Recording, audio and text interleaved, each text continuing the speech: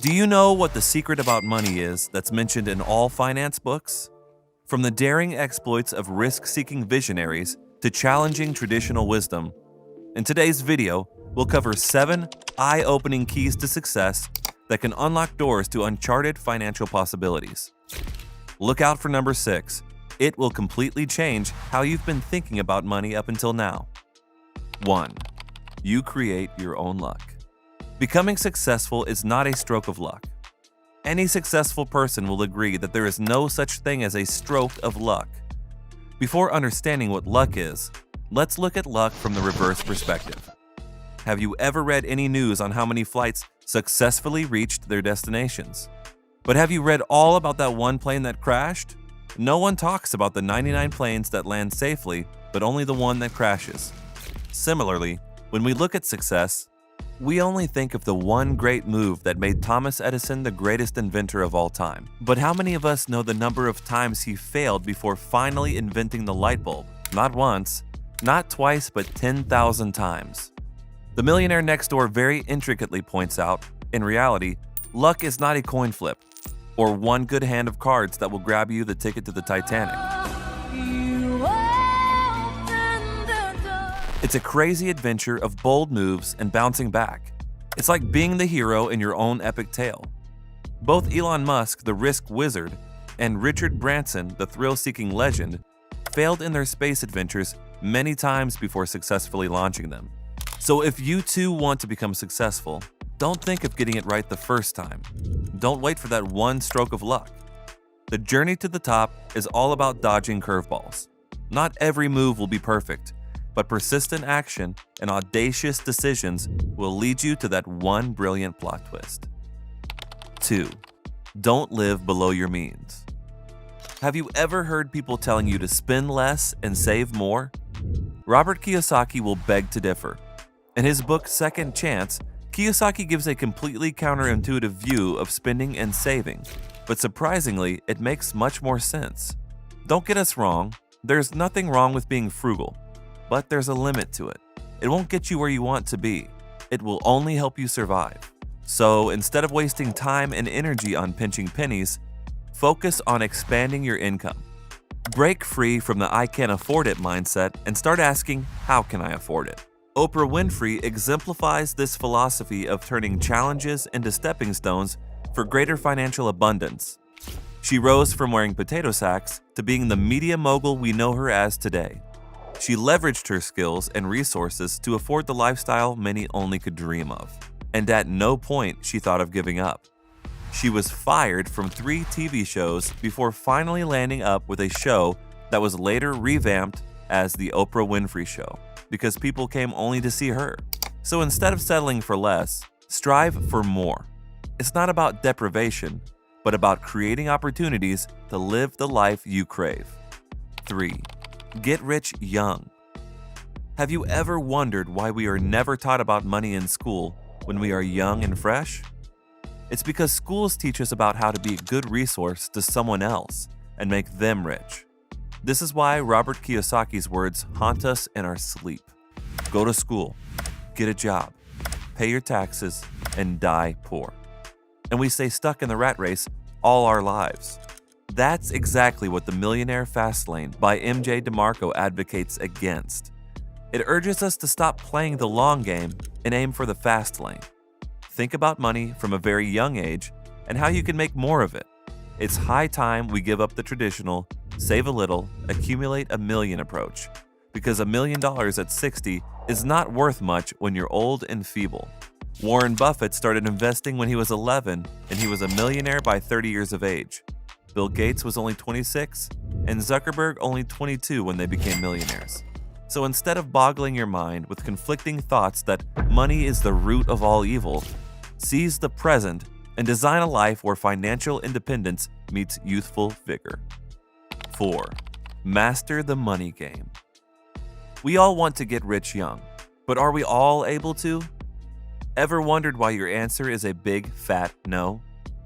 The reason is most of us don't understand money. Just like a game of Monopoly, in the game of money, you have to first understand the rules before acing it. But very few of us try to do that. The biggest barrier to our money learning is that we think it's too complicated. But Wall Street is complicated only because the portfolio managers and financial advisors make it seem so. Your personal finances are pretty simple. You don't have to think about the world economy to do well in that. Nick Maggiulli's Just Keep Buying also advocates this. In the book, Nick narrates the story of Betty Bad Luck, who invests in the market just before each of the biggest collapses of all time. Just before Saddam Hussein's Kuwait invasion, Russian debt default, the 9/11 attack, and the 2008 financial crisis. But even so, her tiny $3,500 portfolio 5x'd itself after factoring in all these massive losses. But chances are, your portfolio won't face such extraordinary circumstances. So the rule of the money game is simple. Buy assets and hold them. Don't panic and exit the market. If you found this video helpful, don't forget to like and subscribe to our channel. 5. Pick assets over liabilities. Another important finance rule that stems out of the previous point is to prioritize, in layman's terms, pocket fillers over pocket drainers. Things that pump money into your pockets. Warren Buffett exemplifies this rule. Buffett's investing playbook says that rather than splurging on liabilities, channel resources into ventures or assets that contribute to your financial growth. To give you an example, that can be an asset or a liability. If you use it to buy rental real estate, it puts money into your pocket and leverages you to accumulate wealth. But if you use it to buy Lamborghinis, you keep making car payments for eternity and spiral into a never-ending debt trap. It's not just about spending less, but about investing smartly, cultivating financial literacy, and letting your money work for you. 6. Be a Jew about money. When it comes to money, learn from the experts, the Jews. Jews teach their children to diversify their money from a very young age. They call it the 5 jars discipline, where the first jar contains the money earmarked for religious activities, the second for helping the poor, the third for your savings, the fourth for your expenses, and the fifth for investing in businesses. As a rule, Jews earmark 10% of their income for investing in promising business opportunities. Even the richest man in Babylon advocates this idea. The overarching message it propagates is to approach wealth building with a diversified strategy to ensure long-term financial stability. While it may seem conservative, in reality it encourages calculated risk-taking. It motivates you to look for wealth-generating opportunities and invest in businesses with the money earmarked for it.